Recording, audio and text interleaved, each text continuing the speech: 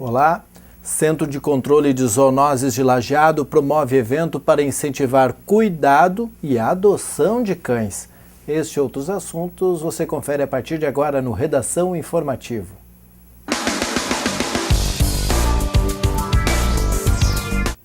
Um homem conhecido da Brigada Militar pela prática de furtos foi flagrado com objetos suspeitos em uma motocicleta no fim da tarde desta quarta-feira na Avenida Benjamin Constant, em Lajeado. Foi por volta das 6h40 da tarde que a Brigada Militar foi acionada porque um homem o imobilizou. Ele tem 26 anos e teria arrombado a casa deste homem durante a tarde.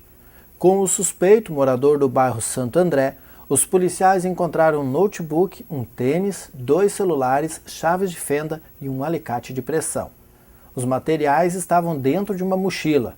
Questionado sobre a moto, uma Yamaha Factor placa ITD 6373 de Venâncio Aires, o suspeito disse ter furtado naquela tarde no bairro São Cristóvão.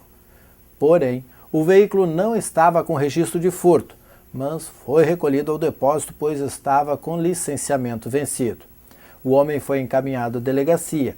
De acordo com a Brigada Militar, como não se confirmou a situação de furto ou roubo da moto, ele foi liberado após o registro da ocorrência. Os materiais que ele portava foram apreendidos.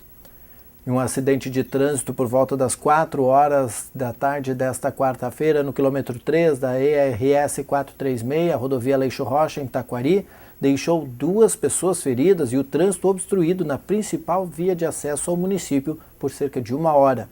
De acordo com o Corpo de Bombeiros de Taquari, houve uma colisão lateral entre uma caminhonete e 2 carretas. Com a batida, a caminhonete saiu da pista. O condutor e o caroneiro ficaram presos às ferragens. Foi necessário o uso de um desencarcerador para que os bombeiros conseguissem retirar as 2 vítimas, que foram encaminhadas com diversas lesões pelo corpo para o atendimento no hospital de Taquari. E um homem de 28 anos foi preso por tentativa de furto de bebidas alcoólicas em um supermercado localizado na rua Júlio de Castilhos, no centro de Lajeado. De acordo com o registro, o morador do bairro Canabarro, em Teutônia, foi detido por seguranças do supermercado por volta das 8h55 desta quarta-feira. Ele estava tentando sair do estabelecimento com 2 garrafas de vinho e uma de espumante, avaliadas em cerca de R$300, sem pagar. O gerente do supermercado informou à polícia que o acusado já havia sido flagrado no dia anterior furtando bebidas pelo sistema de vídeo monitoramento interno. Questionado, o homem disse que cometeu os furtos para pagar uma dívida. Depois do registro na delegacia, o teutoniense foi recolhido ao presídio. E o motorista de 30 anos, morador de Cascavel, no Paraná, foi preso nesta quarta-feira. O automóvel que ele dirigia, um Space Fox, roubado no dia 6 deste mês em Porto Alegre, foi apreendido pela Polícia Rodoviária Federal por volta das 9h30 da noite. A PRF foi informada que o carro estava seguindo no sentido Porto Alegre-Lajeado pela 386, pelo Departamento Estadual de Investigações de Crimes, o DEIC. Segundo o registro, ao perceber a fiscalização dos agentes em frente ao posto policial no quilômetro 340 da rodovia, o condutor tentou fugir em direção a Venâncio Aires pela ERS 130, mas foi interceptado pelos policiais na rua Paulo Schlabs, no bairro Montanha. O Space Fox, placa ITB 4017, estava com a placa clonada.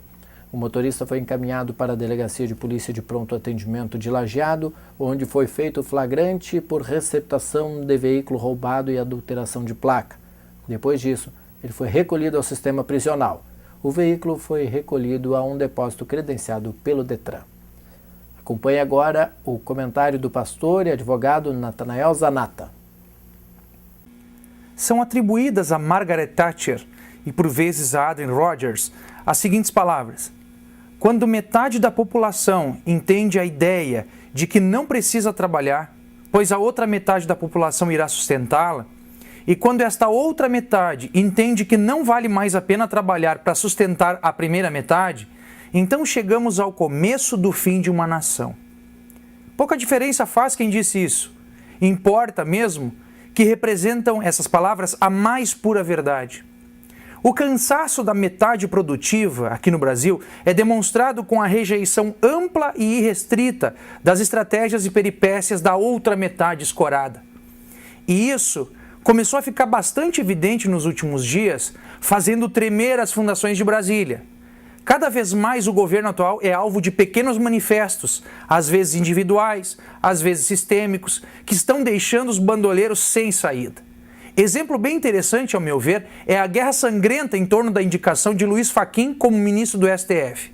E vejam a ironia, o cidadão está sendo nomeado para a vaga aberta pelo ministro Joaquim Barbosa, o ministro aposentado que tocou horror no pessoal que tenta mandar no país há mais de 12 anos.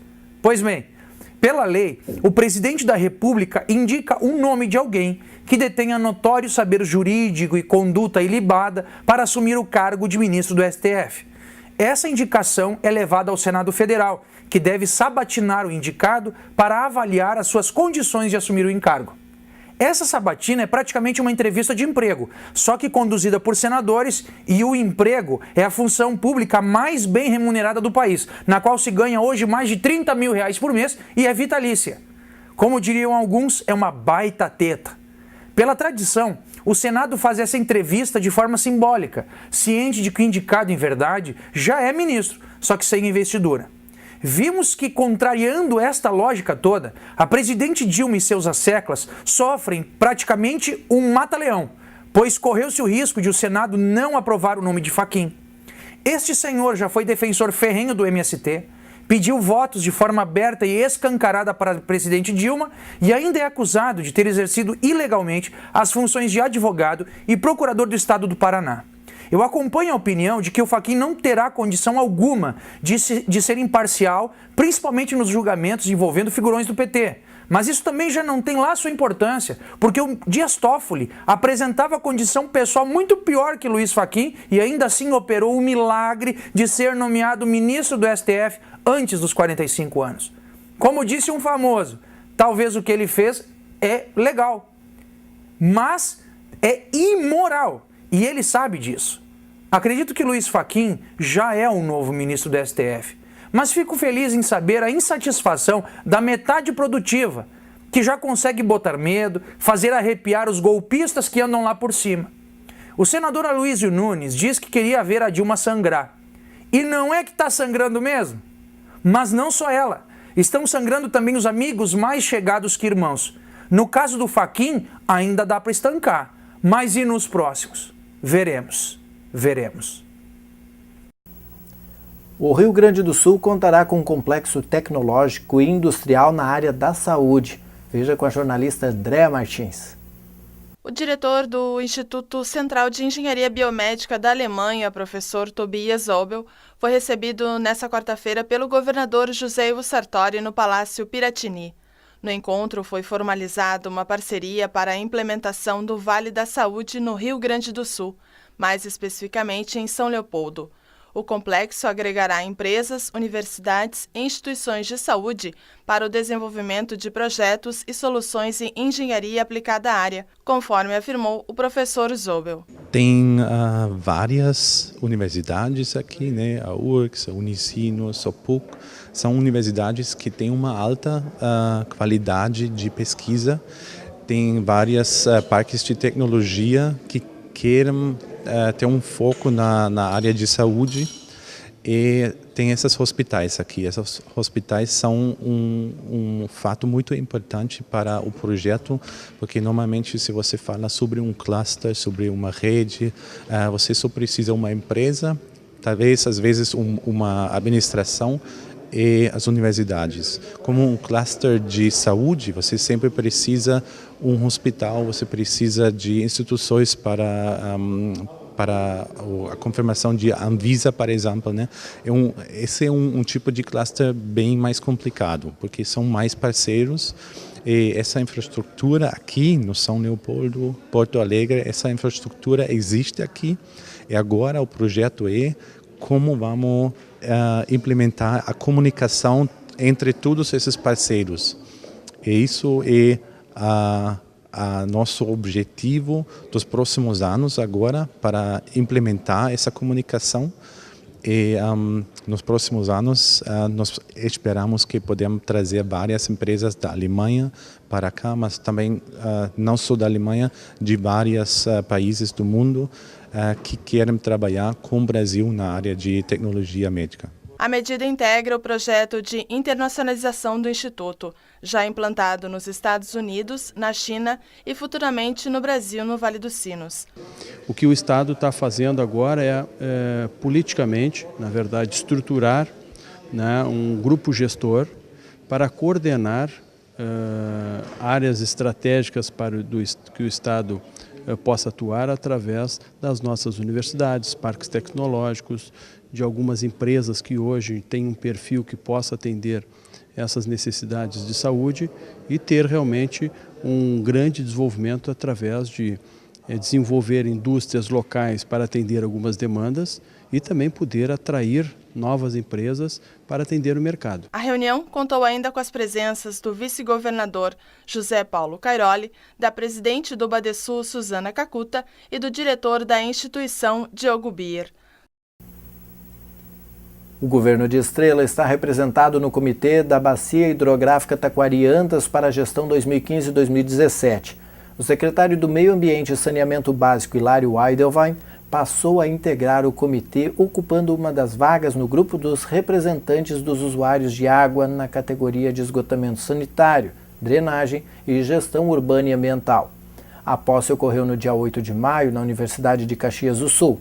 Além do secretário, também faz parte da nova gestão do comitê a coordenadora da Sala Verde, Manuel Ribeiro Pontes Filho, que é Regiane Malman. Ela integra a categoria dos órgãos governamentais, representando a 3ª Coordenadoria Regional de Educação. Conforme Eidelwein, é importante a participação do município e dos secretários do Meio Ambiente do Vale do Taquari no órgão, tendo em vista discussões relevantes que vão ocorrer, como a cobrança do uso da água. Ele observa que dos 119 municípios que integram a bacia, Estrela é o que tem a maior extensão do rio Taquari, e é fundamental a definição de ações e políticas públicas visando a preservação deste manancial. E o Programa de Eficiência Energética combate o desperdício de energia elétrica. João Pedro Neto traz mais informações. As concessionárias de energia do país devem, por lei, investir pelo menos 0,5% dos lucros em ações de combate ao desperdício de energia elétrica, como a troca de lâmpadas que consomem mais energia pelas que consomem menos, a substituição de eletrodomésticos velhos por mais modernos e também com iniciativas de conscientização dos consumidores para que adotem hábitos que diminuam o uso da eletricidade.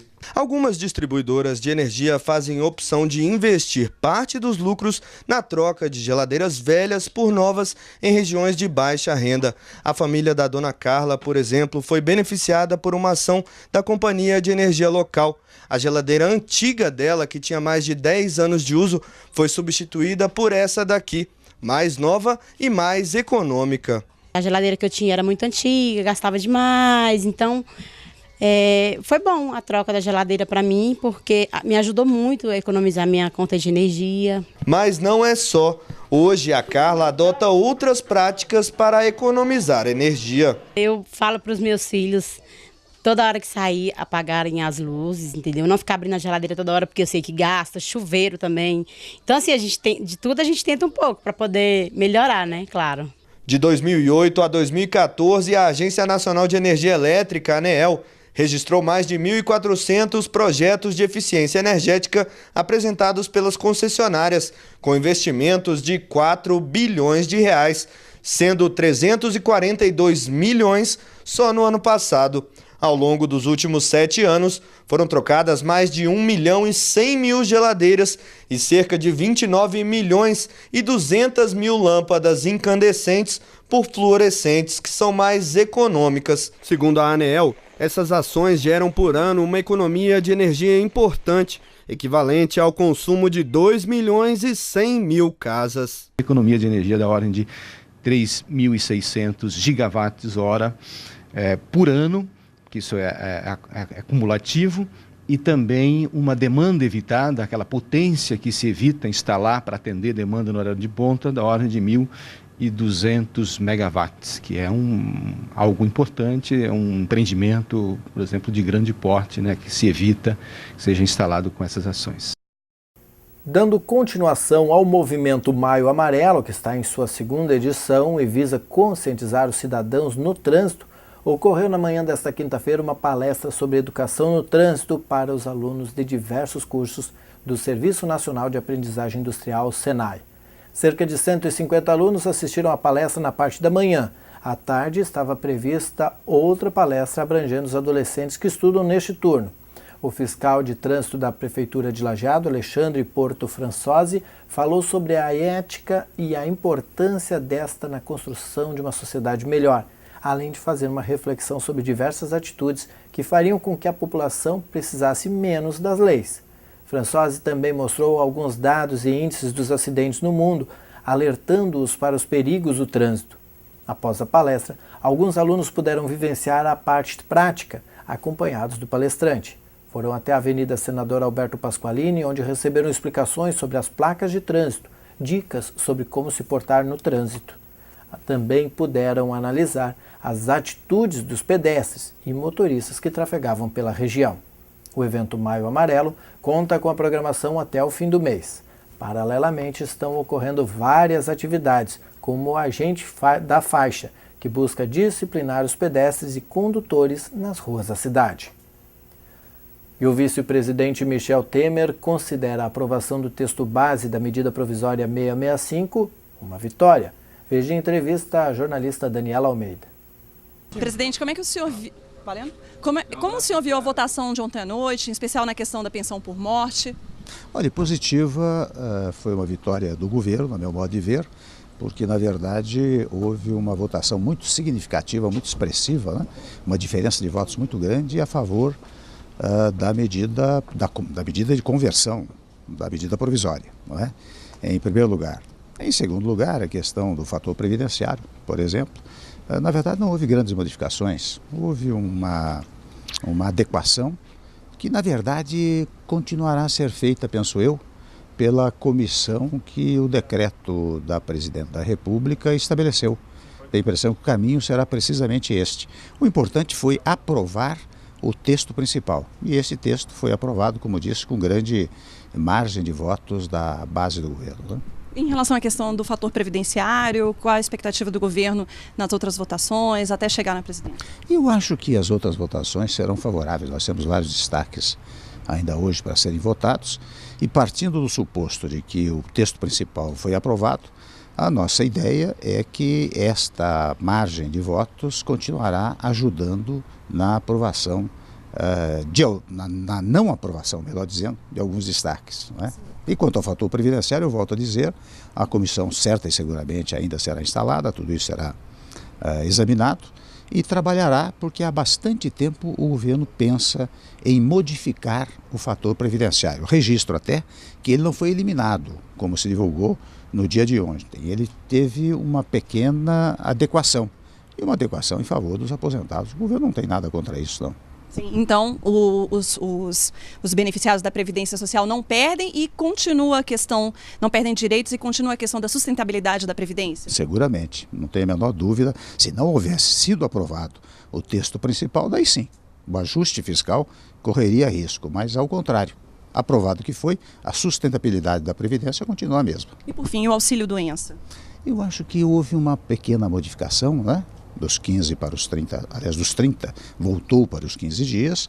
Não creio que isto vulnere o ajuste fiscal. Eu acho que, é claro, cai uma certa percentagem de arrecadação, mas não é de molde a comprometer o ajuste fiscal. E o trabalho do senhor com os parlamentares continua? Continua e com muito apoio dos parlamentares.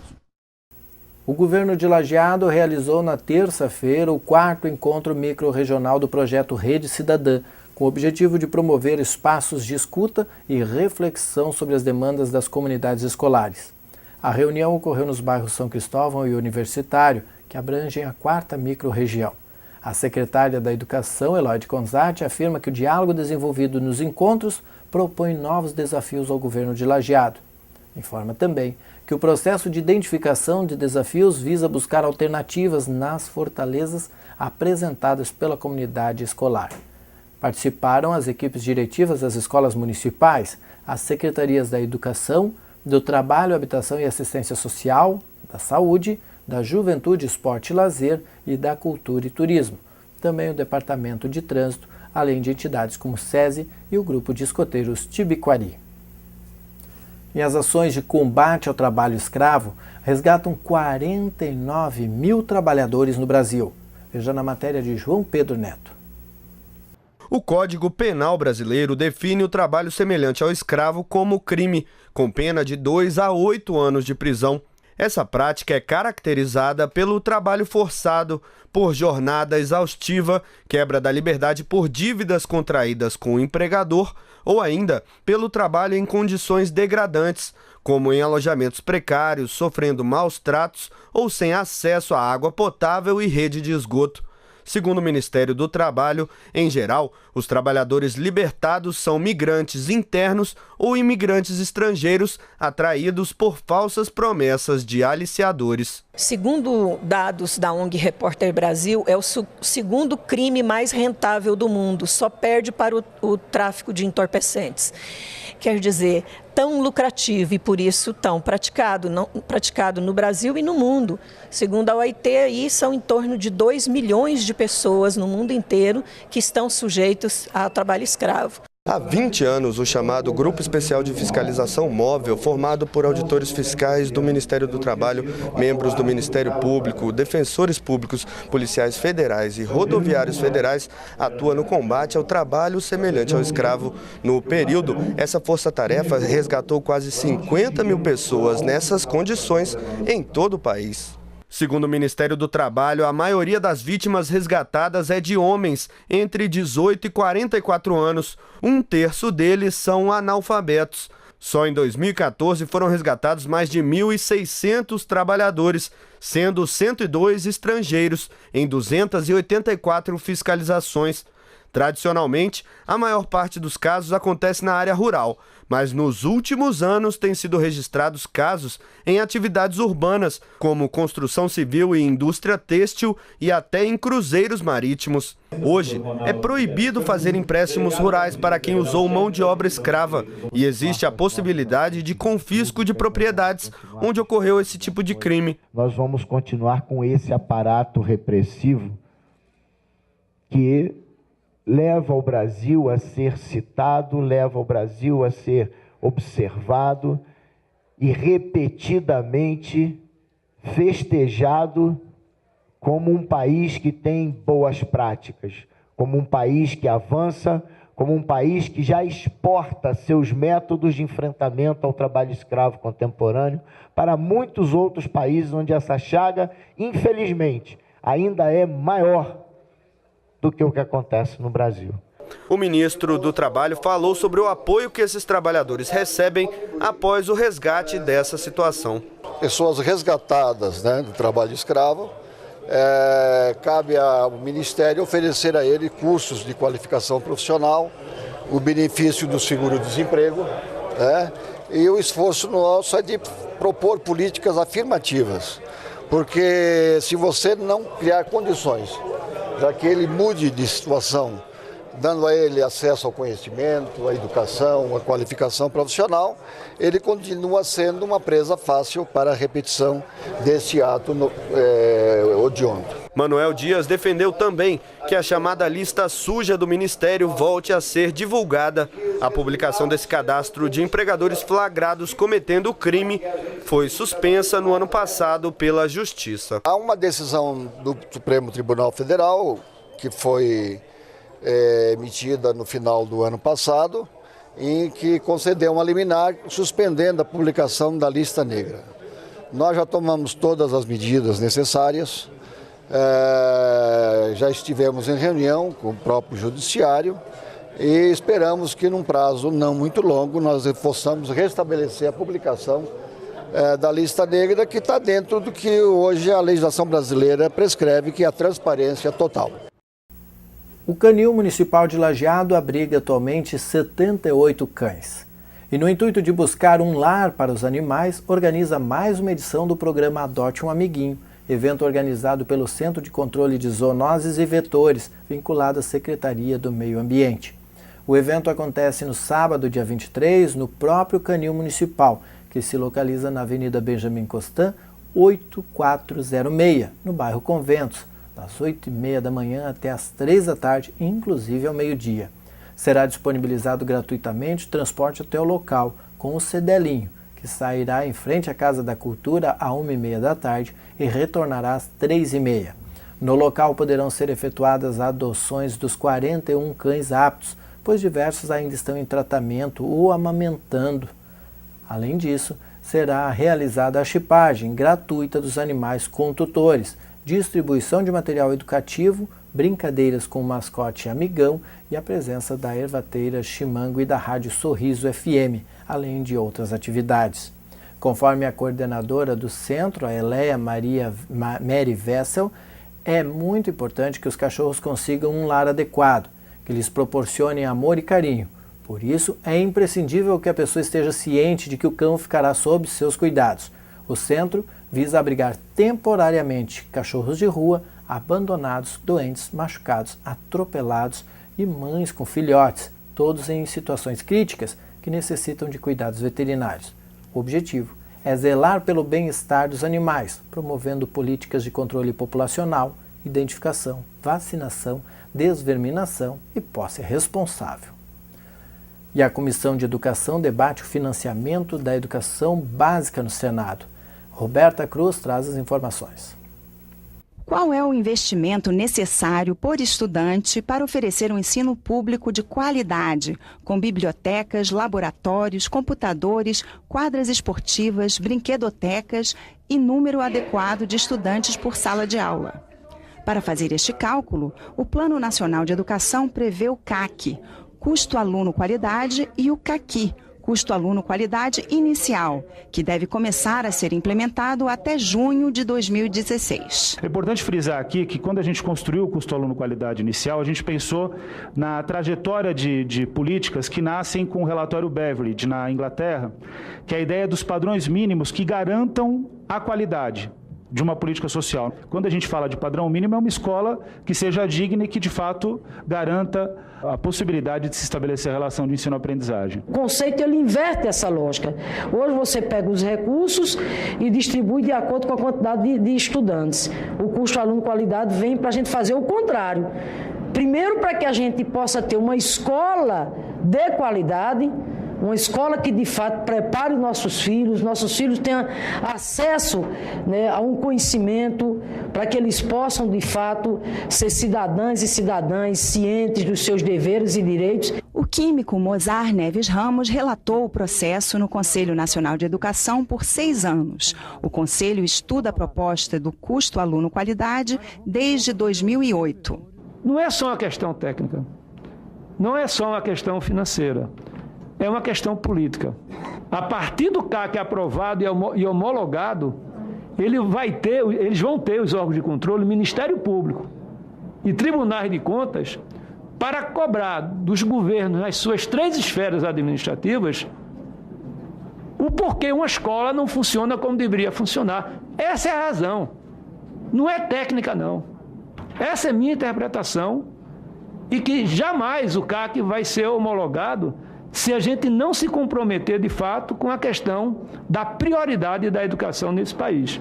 Nós não podemos falar de educação de qualidade em geral ou abstratamente. Nós temos que ter a coragem de dizer o que é que uma criança ou um jovem, em determinadas fases da sua vida, tem o direito de aprender. Isso tem que ser dito, porque senão ficamos no ar e, portanto, não conseguimos agir politicamente. Na manhã desta quinta-feira, o presidente da Assembleia Legislativa, o deputado Edson Brum, recebeu o vereador do município de Progresso, Darcy de Bobem, e o vereador no município de Encantado, Adroaldo Consati, acompanhados pelo coordenador do espaço municipalista da Assembleia Legislativa, Jatir Radaeli. O vereador do município de Progresso levou demandas referentes à ERS 423. O trajeto precisa de roçada e sinalização, e o pedido é de intercessão junto ao DAER para que o pedido seja atendido. Da mesma maneira, o vereador de Encantado solicitou a mesma atenção para a RS 323 entre Encantado e Arvorezinha. Veja mais notícias de interesse da região com o repórter Alício de Assunção. Após atuar durante um ano na paróquia Nossa Senhora Auxiliadora em Progresso, o Frei Tiago Frei professou seus votos perpétuos na Igreja Católica Matriz da cidade de Três Passos, sua terra natal. Sua caminhada vocacional iniciou no Seminário Menor em Três Passos, passando pelo postulado em Arroio do Meio, noviciado em Imigrante, filosofia em Porto Alegre e um ano de prestação de serviços na cidade de Progresso. Diante do ministro provincial Frei Inácio de Lázari e dos familiares, fiéis, religiosos e um grupo de moradores representando a paróquia de Progresso, Frei Tiago professou o desejo de seguir a Cristo, segundo a forma de vida dos freis franciscanos, em pobreza, obediência e castidade. De acordo com o religioso, o Evangelho enche o coração do ser humano. A busca da felicidade nos faz irmos ao encontro dos planos de Deus, por isso optou por ser franciscano, afirmando logo após a celebração. Frei Tiago continuará os estudos de teologia na capital gaúcha. A noite de sábado foi especial para um grupo de caminhantes que participaram de mais uma iniciativa do projeto Passeios na Colônia. Dessa vez, a missão foi de percorrer o trajeto pela Estrada Geral entre as localidades de Chapadão, em Santa Clara do Sul, e São Vítor, em Forquetinha.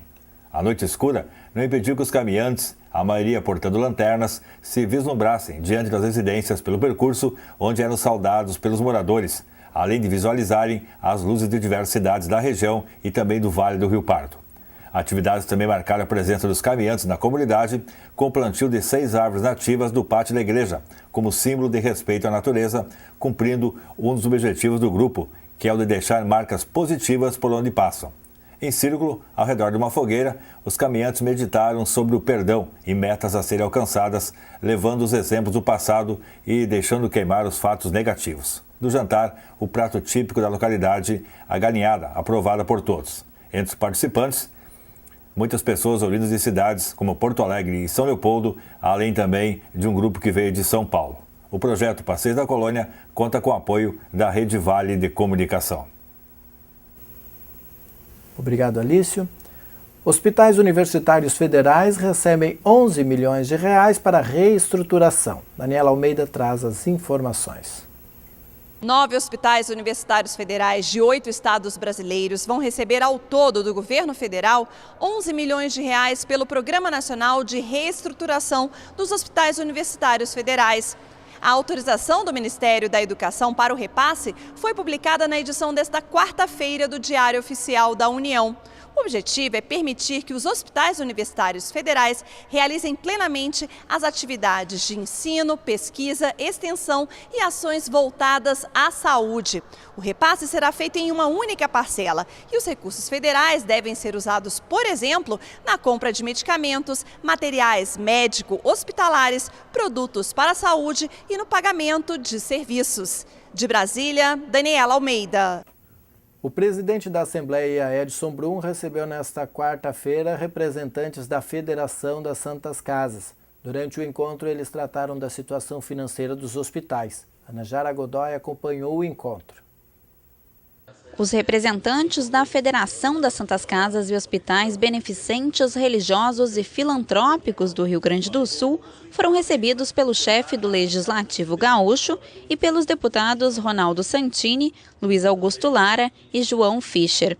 Eles apresentaram a situação financeira das instituições de saúde que estão sofrendo com a falta de repasses financeiros por parte dos governos estadual e federal. Na oportunidade, a entidade apresentou as ações que estão sendo executadas a fim de chamar a atenção da sociedade e do poder público para o problema. A federação solicitou o apoio do parlamento no intermédio da negociação com o governo do estado. Atendendo ao pedido, o presidente Edson Brum sugeriu ao chefe da Casa Civil, Márcio Biolchi, a criação de um grupo de trabalho para tratar do assunto.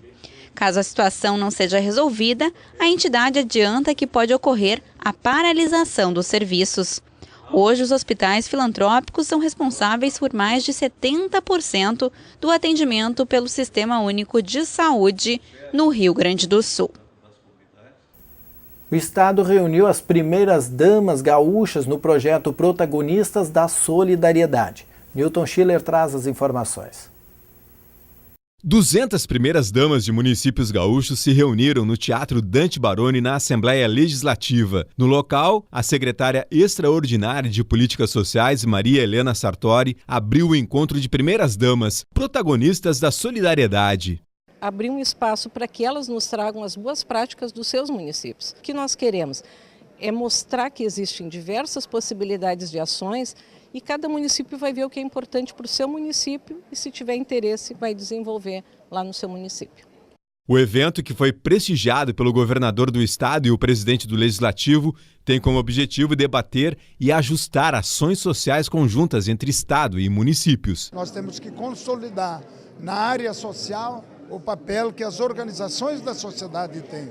E o Estado tem que ser parceiro dessas atividades, para que isso se faça de uma forma coletiva e não mais individualizada, mas sim integrada, para que o resultado seja sempre melhor.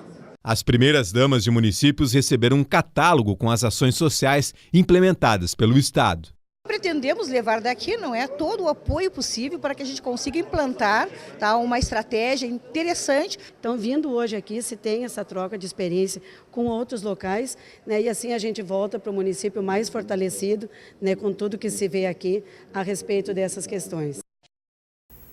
As crianças e adolescentes que estavam ansiosos pelas suas partidas em um dos maiores campeonatos infanto-juvenil do estado podem se alegrar. A 5ª rodada do PIA ocorre neste sábado, a partir da 1 da tarde, nos ginásios do Parque do Imigrante. Nesta rodada, acontecerão 30 jogos divididos nas 11 categorias participantes da disputa. O campeonato conta com 180 equipes de 18 municípios da região e do estado. A 4ª rodada da competição, que estava marcada para o dia 9, foi cancelada devido ao Dia das Mães, tem nova data para acontecer. Segundo a chefe de gabinete da Secretaria da Juventude, Esporte e Lazer de Lajeado, a Vanessa Rosso, ocorrerá após o encerramento da primeira fase, dia 11 de julho. Em função disso, as fases do mata-mata do campeonato terão suas datas atrasadas em uma semana. E o dia da grande final e o encerramento do Campeonato PIA 2015, que estava marcado para 1º de agosto, será no dia 8 do mesmo mês. Veja mais esportes daqui a pouco no Papo de Boleiro. Acompanhe agora o comentário do professor Gilson dos Anjos. Olá, amigos. Mês de maio, que começa com o Dia do Trabalhador, mês das noivas, mês das mães, mês de se lembrar a assinatura da Lei Áurea, dia 13 de maio, há 127 anos atrás. E, lamentavelmente, ainda temos manifestações de pessoas com preconceito muito forte. Uma colega professora noticiou-me, me falou, indignada, que ao visitar um pequeno município das vizinhanças de Lajeado, emancipado de Lajeado, questionou sobre se o município tinha problemas com drogadição, com situações de criminalidade. E pasmem os senhores, ela disse que a pessoa que ela foi indagou dizia o seguinte: não, aqui não temos esse problema, aqui negro não se cria, aqui não tem firma, então eles não vêm para cá e por isso não temos criminalidade. Em plenos 2001, 127 anos da libertação dos negros, pelo menos a libertação oficial, o fim da escravidão oficial, e ainda temos esse tipo de manifestação. É horrível, gente. E o problema não é esse cidadão que deu esse depoimento. O problema é a mentalidade que está cercada numa comunidade e que ainda se acha superior e ainda acha que marginalidade é uma questão exclusiva do povo negro.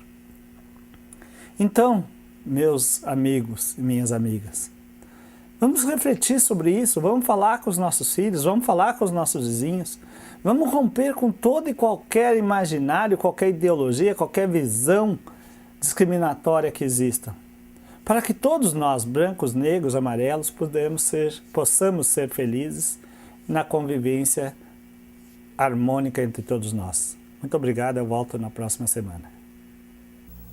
Obrigado, Gilson. Os primeiros motorhomes começam a chegar em Estrela nesta quinta-feira e vão permanecer na cidade até o final da MaiFest, no dia 24.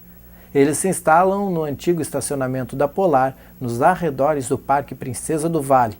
Este é o primeiro encontro nacional de motorhomes no município, que deve reunir 50 carros para festejar com os habitantes da cidade os seus 139 anos. Todos são associados do Rancho Móvel, um clube que congrega pessoas e que possuem trailers motorhomes na aventura de rodar pelo país.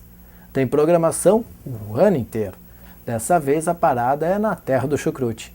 O organizador do acampamento em Estrela, Benjamin de Oliveira, diz que quando o prefeito Rafael Malman fez o convite, o clube ficou satisfeito e tratou de fazer as malas. Cada encontro é uma oportunidade para tomar chimarrão, conhecer sobre o local, provar da culinária e colocar a conversa em dia. É também uma forma de fortalecer as amizades antigas e fazer novas. Estarão em Estrela associados do Rancho Móvel de Gramado, Torres, Porto Alegre e Santa Catarina.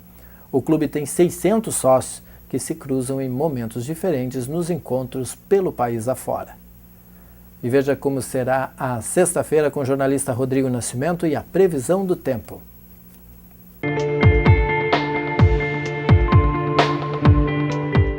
Olá, esse é o Boletim do Tempo, de volta ao Redação Informativo, trazendo a previsão para esta sexta-feira na região e no Rio Grande do Sul. E nesta sexta o tempo segue estável em boa parte do Rio Grande do Sul. Apenas na fronteira oeste começa a aumentar a nebulosidade, que pode dar um pouquinho de instabilidade e até períodos de chuva naquela região.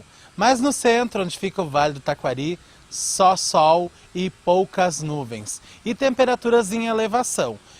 A grande massa de ar seco que está sobre o Rio Grande do Sul deixa o tempo mais quente também. E com isso, os amanheceres não são mais tão frios e as tardes se tornam próximas dos 30 graus pelos próximos dias. Vamos ver como fica o clima então nas nossas cidades aqui no Vale do Taquari.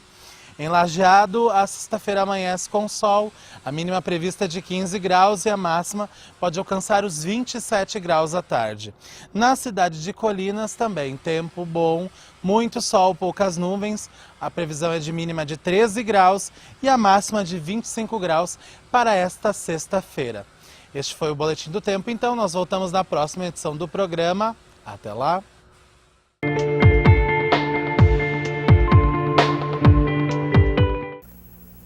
Obrigado, Rodrigo. Em homenagem ao escritor uruguaio Eduardo Galeano, que faleceu no último mês de abril, os cursos de História e de Letras da Univates realizam no próximo dia 25 um sarau histórico literário sobre o autor.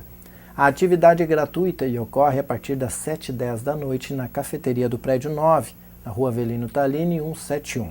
Serão debatidos escritos do Galeano abordando aspectos históricos e literários que lhes são inerentes.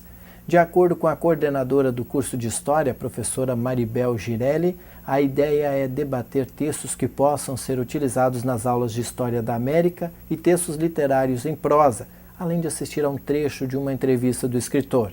Durante o evento, o professor Matheus Dalmas, do curso de História, conduzirá debates sobre o capítulo do livro As Veias Abertas da América Latina, considerado a principal obra de Galeano. Já a professora Rosiane Hettinger, do curso de Letras, conduzirá um debate sobre os pequenos textos literários. A figura e a trajetória do escritor uruguaio também serão abordados no evento com mediação da professora Laura Imbriaco. O evento é voltado a estudantes e professores dos cursos de História e de Letras e demais interessados.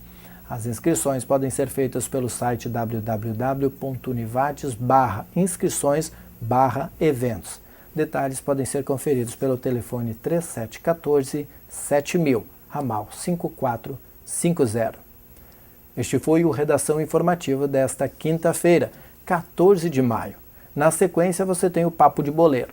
Nós temos edição inédita nesta sexta-feira às 6h30 da tarde.